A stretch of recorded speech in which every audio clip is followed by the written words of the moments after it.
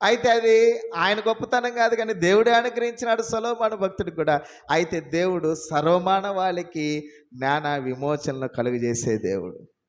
ఈ రీతిగా యోనాను బట్టి చూస్తే యోనా కంటే శ్రేష్ఠుడు. ఎట్లా శ్రేష్ఠుడంటే నినివే ప్రజలు వారిని రక్షించటానికై 3 దినాలు చేప కడుపులో ఉండి కూడా తిరిగి బయటికి రాగలిగి వారిని రక్షించినాడు. ఇది కేవలం తన శక్తి ద్వారా కాదు కానీ యేసుక్రీస్తు ప్రభు వారి శక్తి ద్వారా. అయితే యేసుక్రీస్తు ప్రభు తనకంటే ఎట్లా శ్రేష్ఠుడయ్యాడంటే మానవాళ్ళందరి నిమిత్తము ఆయన మరణించి 3 దినాలు సమాధిలో ఉండి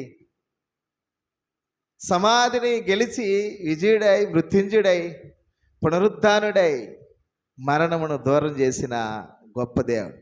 ఈ రీతిగా అందరిలో అతి శ్రేష్ఠుడు, రాజుల కంటే శ్రేష్ఠుడు అంటాడు.